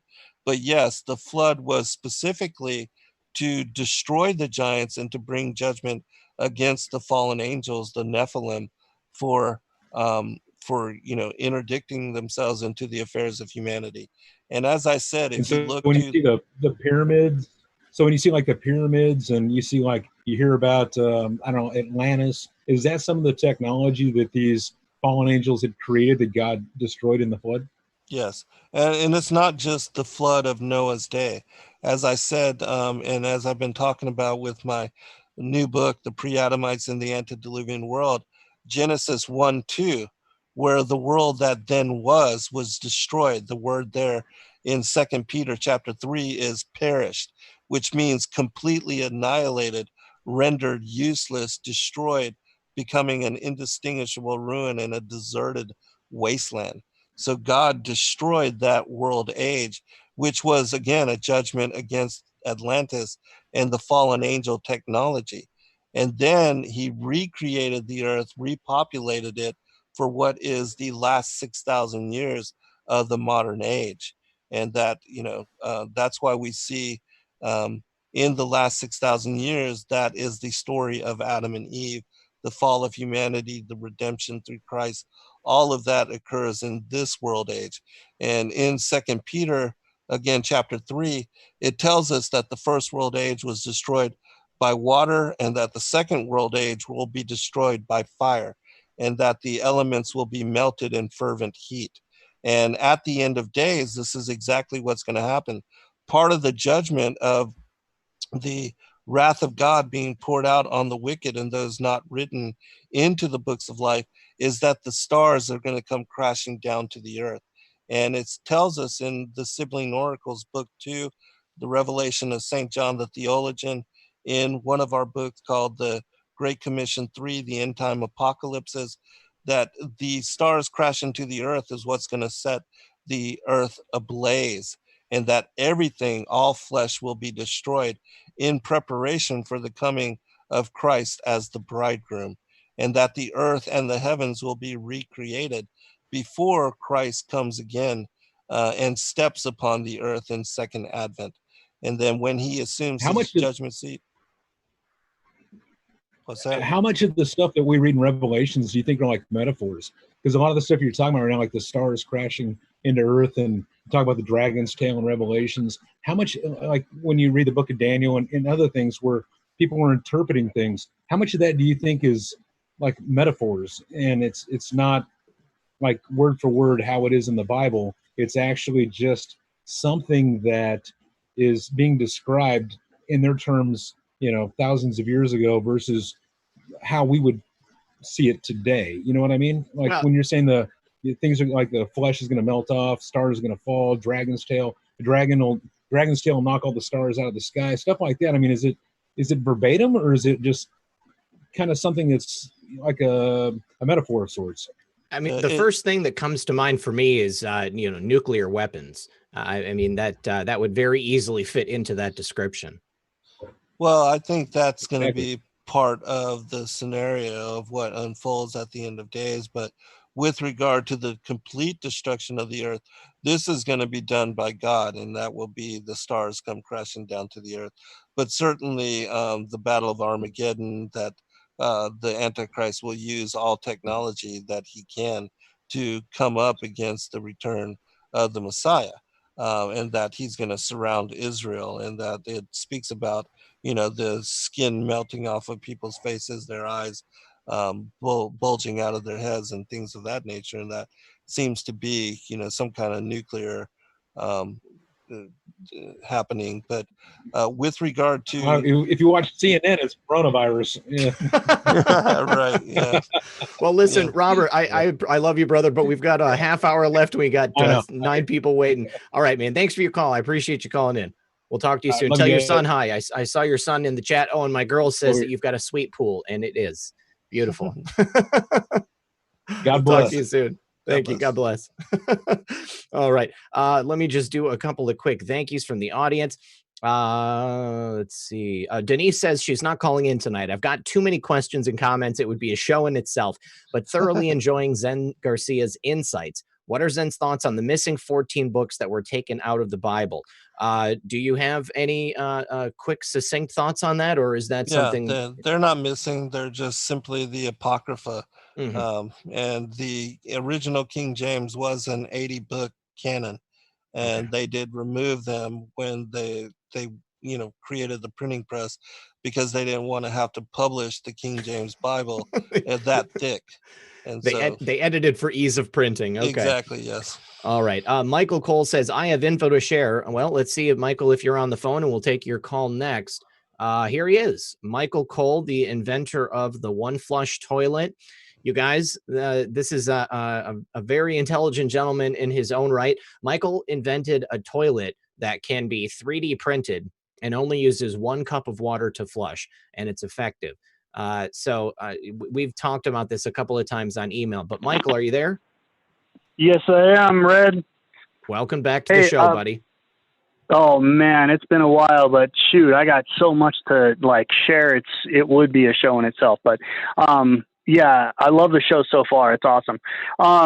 So to me, I am a Christian. I got to start off with that, but I know that to do the whole pitch of the toilet thing, I don't want to talk about that right now. We'll do an interview for that later. But anyway, okay. So the Bible to me, even though that I am a Christian, the Bible to me is Swiss cheese. Swiss cheese. It is filled with so many holes. It is unbelievable. So, I mean, I can even talk about David in the lion's den, where, how he actually survived in the lion's den was he actually covered himself in oil. Oil is unscented to humans, but to animals that he won't be smelled. Moses going up to the top of the mountain to bring down the tablets for the 10 Commandments is extremely similar to how the Mormons actually got started. Wasn't it Jebediah Smith or whatever that went and found some tablets, and then nobody else could see the tablets? Well, Moses did the same thing. He's like, I got some commandments here from God, and all you guys are worshiping an idol, and then, I'm going to smash the tablets so nobody else can see them. Oh, wait a minute. Is that not the same exact story of how the Mormon religion got started? Well, it's almost like history is repeating itself. To be fair, it did come after. But Zen, obviously, the books of the Bible, we know that they've been edited over time. Some have been taken out. What can we say for people who doubt it simply based upon things that are don't make logical sense the way that they're written? Well, yeah, I do believe without a doubt that much has been edited, especially the names of the Most High God, the Father, and the Son as well. My son just recently did a book called The Word of the Lord, and he shows how in the Aramaic Targum, you have the translation for the Word of the Lord found 219 times in the first 5 books of Moshe in the Pentateuch. But in the King James, there's only 11 mentions of the Word of the Lord. And so over 200 times, the word of the Lord, which we know is Christ, and his relationship with the patriarchs and Israel has been removed. And so, yeah, there is much that has been redacted, even in the Targum, which if you don't know what the Targum is, it's the Aramaic translation, the first translation of the Hebrew Torah into a different language, in this case, Aramaic, and it dates back to the diaspora, when the temple was rebuilt in the 4th and 3rd century BC. And so it's the oldest translation, and we have an English translation of this Aramaic that is 2,000 years older than the King James. And when you read and study from this particular rendition, you get great insight into a lot that is ambiguous within the King James. And so I recommend people check out these translations, and you'll see that even serpent seed is found within these scriptures and is knowledge that was once commonplace. And so, yeah, there's a lot of things. But I would also say that the King James is without a doubt inspired, and this was proven by Ivan Panin, who did and shows that mathematically it had to have been inspired by God in order for it to be mathematically encoded with the formula that he's able to bring forth. And then another friend of mine, Bill McGregor, he shows that the 66 books of the King James Version of the Bible are matching in word the 66 books of the chapters of Isaiah, and that it's only the King James that, again, shows this inerrancy and this inspired divine providence. And so even though, yes, it has been altered, it has been redacted, it has been changed, misconstrued, misinterpreted, it still is the word of God and can be trusted as being 100% prophetic. Michael, sometimes you have to just continue to have a little bit of faith, and it'll carry you through. But I also think you should go to Zen's website and check out his books. It's an incredible library of material. Oh, absolutely. Yeah. And, you almost have to have faith. I mean, even with the story of Jonah getting eaten by the whale or the fish, it was my dad that actually pointed this one out, is that Jonah was inside of a stomach for 3 days. So what would you look like after you exited a stomach from 3 days? You would look like death rolled over. Yeah. Those people, they were like, okay, this guy says he saw God. Yeah, he definitely saw God. Just by looking at him, he would look like a walking skeleton, a walking corpse. So, even Shadrach, Meshach, and Abednego, there are parts of the Bible that, you have to believe in faith. So, yeah, I am still a Christian, but I definitely know that the Bible is full of holes. But definitely, I will check out your website too. And also, there is a Nephilim that was unburied. I don't know if you guys saw this. Is there a chance that I can share this link, or maybe even just the video of it? Email it to me. Email it to me? I've got my email open. Okay. I'll pull it up at the end of the show. Okay, yeah, I'll send this email link to you, or the YouTube link to you. And it is a Nephilim that they unburied. He's alive. He was alive. He was in a stasis kind of a state where he was just kind of sleeping. But yeah he's surrounded. They unburied him, and he's in Iraq. He looks like he's just sleeping. And yeah, he opened his eyes and then died shortly after. Well, yeah, definitely send it over, Michael. Awesome. Yeah, you're going to have to see this. It's pretty awesome. And also the Smithsonian's taking over all of the giants. Yep. That one I think you can find. Yeah, from what is it? The Universe Inside You is another. Yes, I subscribe to that. Yeah. Right. Giants emerging everywhere. Yep. Is the name of that? Yeah. Oh man, they are everywhere. Yeah, I love that one. So I'll send you a video of this link, and it took me a while to find this, Nephilim guy. But yeah, hey, have a good one, guys. God bless America, and God bless Donald Trump. Where we go one, where we go all. God bless you. Where we go one, we go all. Talk to you soon, Michael. All right. So Munch Muffer asks, is there any truth to Cain-looking Chinese? And then also Christine is here. Lady Warrenon. How you doing, Lady Warrenon? Any truth to that at all, Zen, that you could attest to? No. In fact, what I know of Cain is that he was described as having a seraphic appearance, which seraphic is serpentine. Okay. I remember you saying that last time. Untitled 82 asked, question, what was the point of the flooding? And luckily, when Robert was on the phone, we were able to answer that. It was for the angelic corruption. Robin W. says, blessings, Red Pill and Zen. Thank you, Robin. Munch again asks, many so-called gurus think a solar flare might take out the AI agenda and put Draco in stasis so they can be taken underground. Any thoughts on that, Zen? I'm not, as far as Draco, I'm not sure. I don't know exactly what Munch is referring to, but Munch, if you could clarify a little bit. And then also QMom, thank you very much. And then Todd Rubel says, hashtag you ain't black. That was from Joe Biden today. Joe Biden, every single time he gets on the air, he has a tremendous ability to create sound bites for us out here in the internet.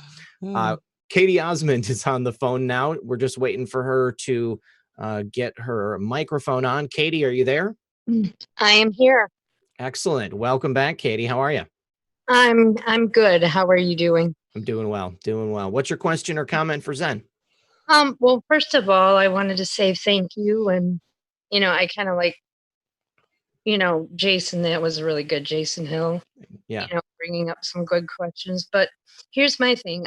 Zen, I was wondering, everybody has an interpretation of Q, and mostly it's talked about in biblical terms. And we're going to leave that alone, right? Because everything will blow up. But Sure. are you familiar with Q?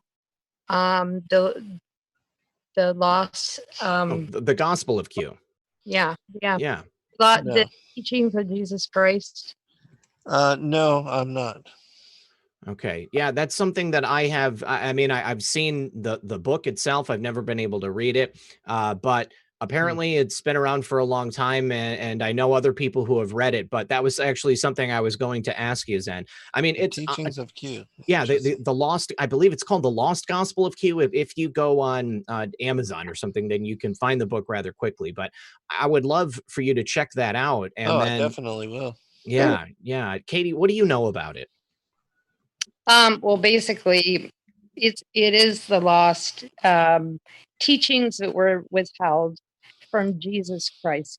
Of course, we know Jesus Christ was about knowledge and ascension. It's a connection between the mind and the heart, which is to help you ascend to heaven. But he was trying to teach us how to be as God intended us to be, the Father. Mm-hmm. And I just, it's controversial for everybody, I think, because some people are like, oh, well, they found these actually buried, Mm-hmm. and they were brought forth.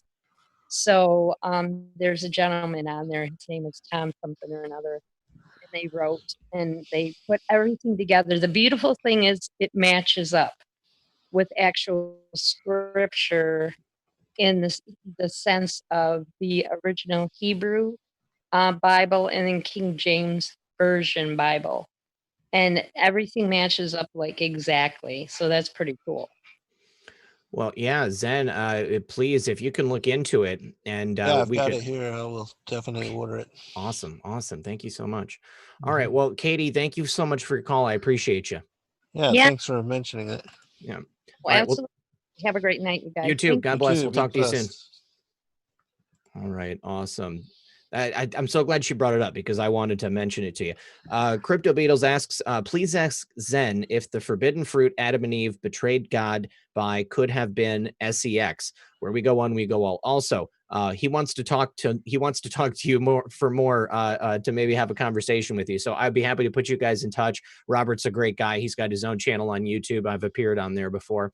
But do you so what do you think about that, Zen? I mean, is it the literal fruit of the tree, or is it an allegory? Well, I believe that there was a literal tree and that they ate the fruit, which opened their eyes and was, almost like hallucinogenic in its properties. Sure. But that when they did so, as God said, they would, in the day that ye eat thereof, ye shall die. And so they came under the authority of death. They lost their bright nature. They were turned into animalistic, beastly nature, as we are now, and their genitals appeared. And then afterward, the serpent pounced upon Eve and corrupted her, sexually corrupted her, as Paul says, and that then she given the fruit to Adam.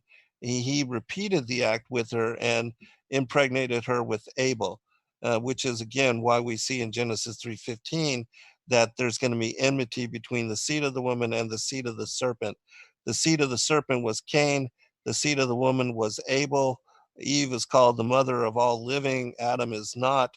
And that when Abel was born and murdered by Cain, then 130 years later, they had a child named Seth, whose name means substitution, replacement, and compensation.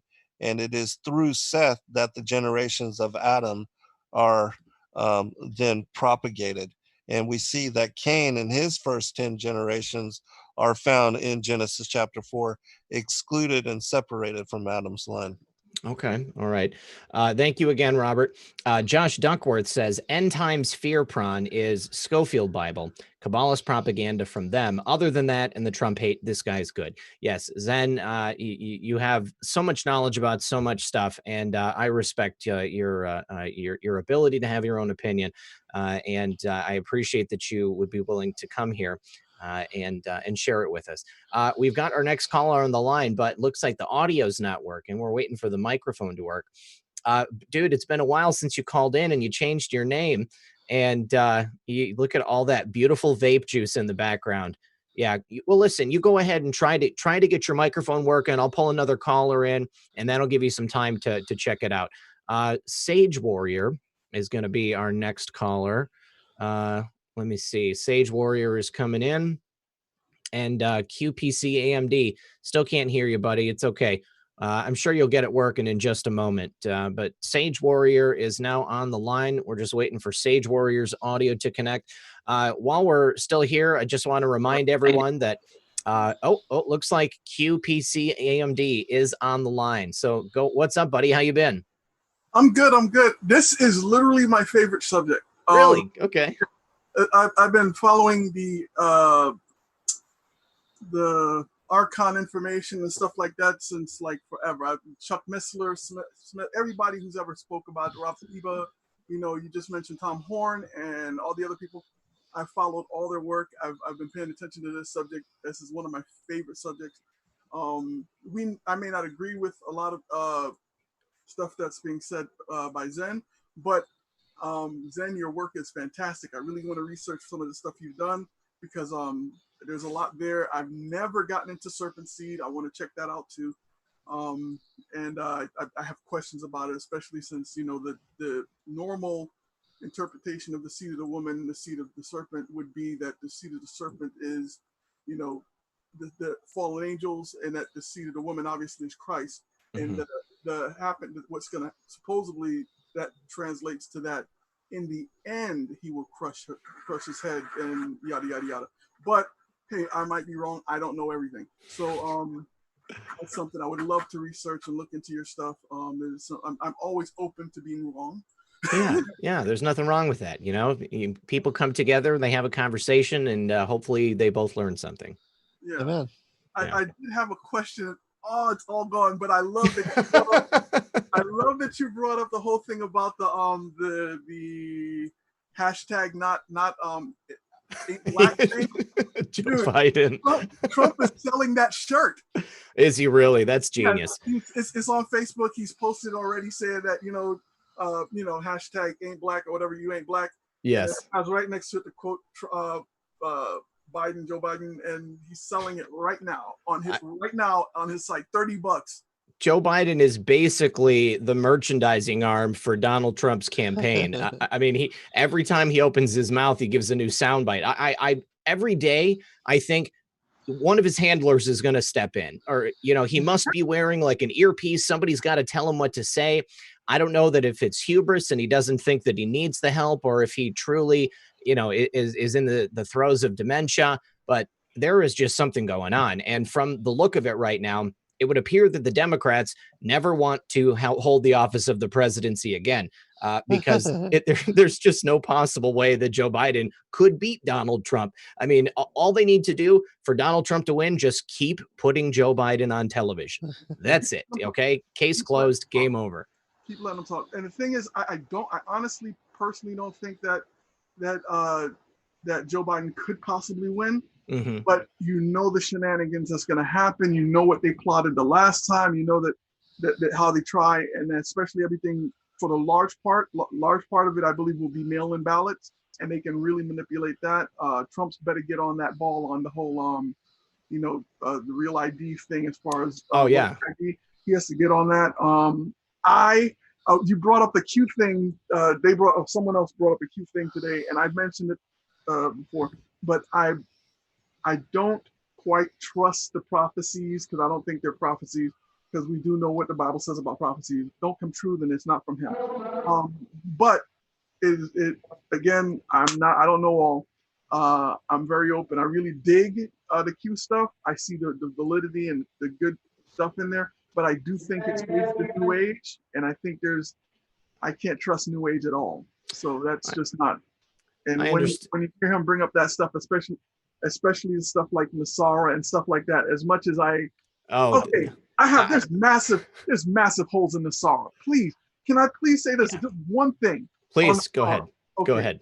Nasara, if it's backed by gold, if it's money backed by gold, and it's in a trust, it only accumulates anything. Doesn't matter what it is. The only way it can accumulate any interest.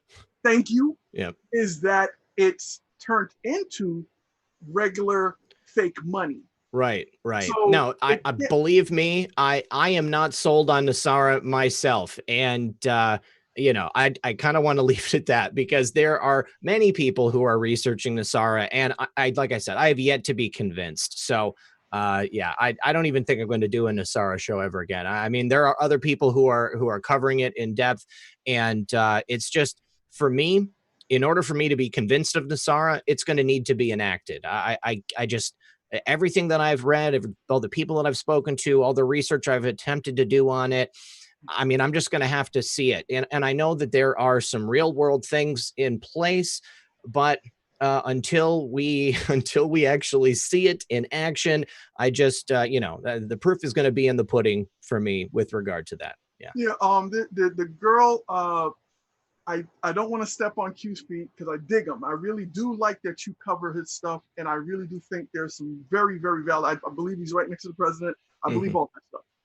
But there is a girl out there called Alexandra, probably Alexandra, who does a really good exposition on Q, in which would really helps when you look at how it's written out, how it's put out. You can see her point. I'm not saying anything more on that one.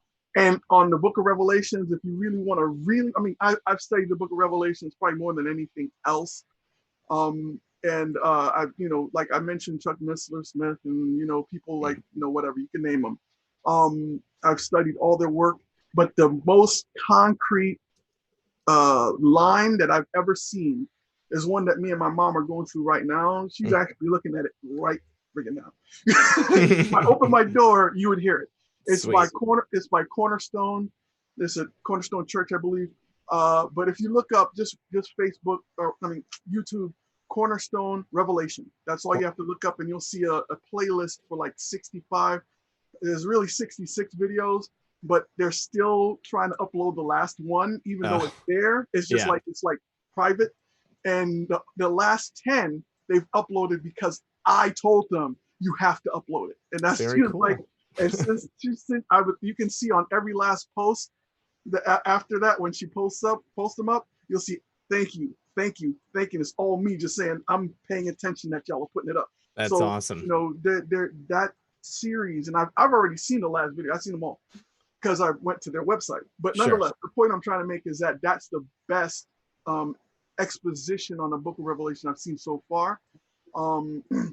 I really want to check out this dude's work. I can't wait to go look up his book. And thank you very much for letting me on. I really had so much more to talk about. Like, I can't remember any of it. No problem. I wrote them down like I did last time. I'll try to call in next time when I do think. All right, man. Have a blessed day. Thank you very much. Don't want to take any more time. There's a lot of people. You do the same. Thanks a lot. I appreciate you calling. Good to see you again. God bless.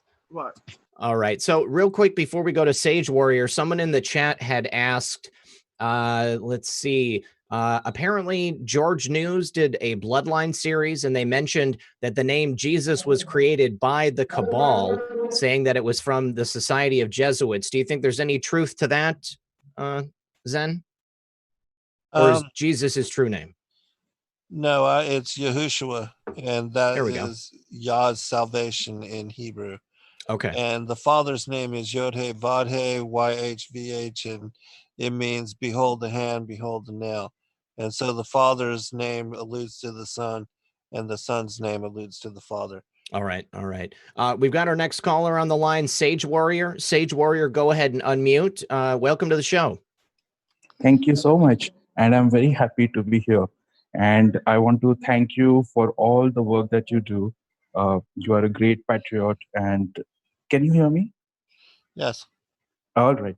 you are a great patriot, and you can't be thanked enough. Thank you so much. Every day, it's an enjoyable show. Well, thank you so Well, much. I really appreciate it.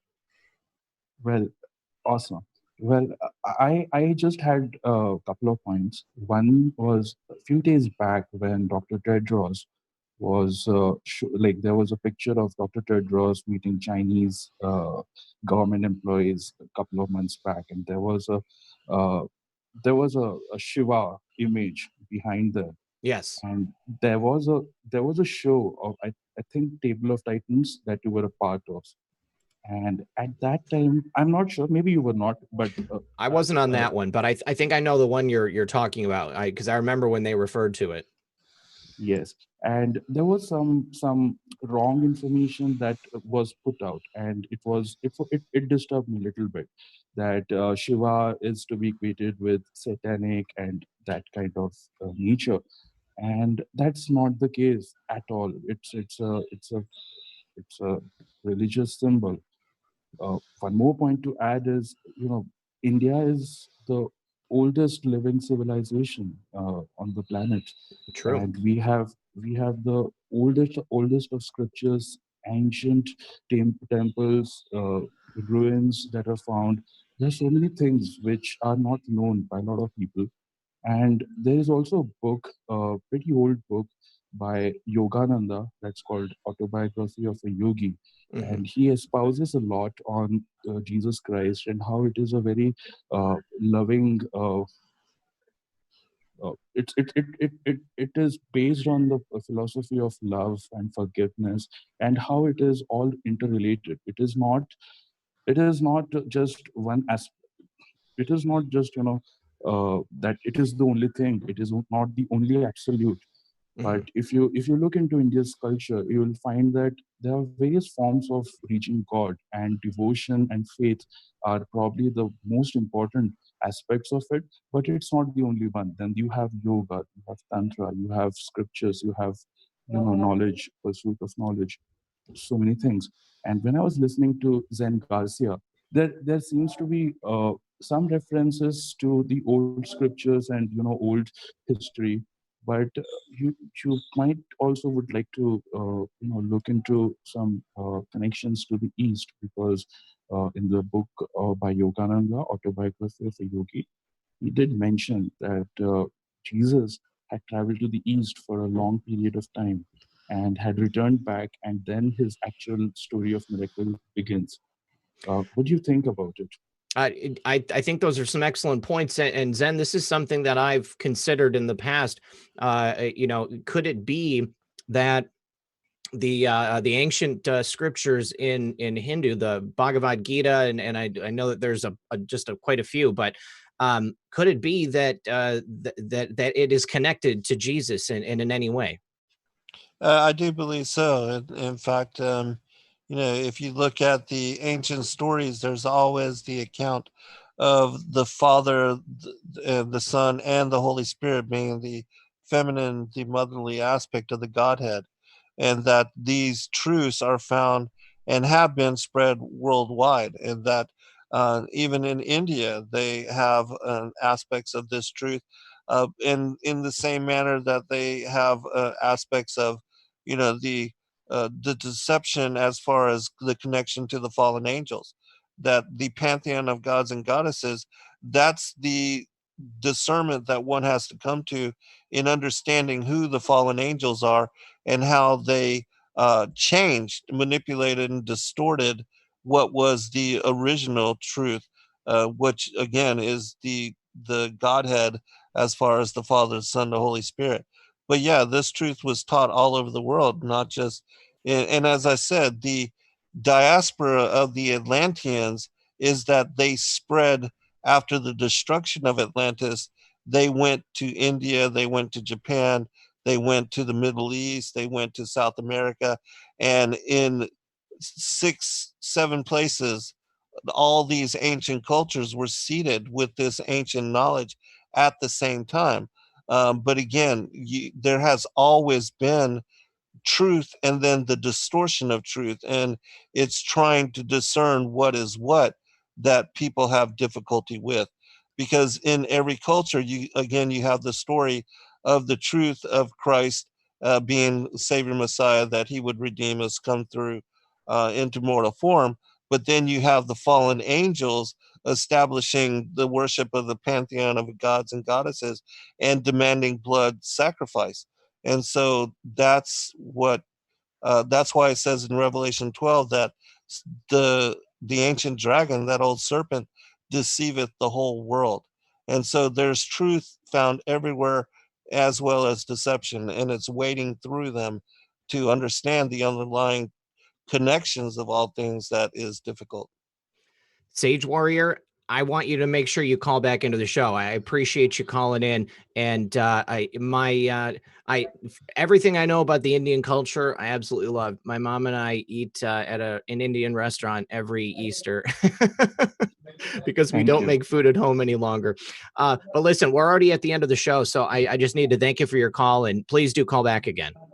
Appreciate it. Thank you so much. Have a great day. Thank you so much. We'll see you. God bless. Bye. All right, guys. So Chi-Chi and Muffin clearly need to go outside. They are scratching at my legs. I need to say thank you to Zen for coming on the show. Chi-Chi recently had surgery this week. He's doing really good, guys. One more super chat from Casey Anan. Genesis 1:28, be fruitful and multiply and replenish the earth and subdue it. Pre-Garden of Eden. Also, God created man in his own image. It doesn't say minus a few bits. I take the Bible completely literally. Zen, thank you very much for being here tonight, man. I really appreciate it. Tell everybody where they can find you again. sacredwordpublishing.com. My Facebook is Zen Garcia, and you can find all the listings of all the shows that I do every week there. But all of my books and all of the compilations of all the ancient manuscripts we publish, you can find at sacredwordpublishing.com. All right. And I just want to let everybody know, I'm not going to have time to play the Nephilim link, but I am putting it into the chat right now so that you guys can go watch it yourself. I'm also going to put it in the pinned comment below this video. Thank you to everyone for being here. Thank you to the mods for keeping it comfy. And I will talk to you, everybody, tomorrow. Don't miss us. 9 p.m. for Professor Aaron von Drager. We're going to be talking about 40 years of researching the Cabal. All right, everybody. Good luck and God bless. God bless all. Good night.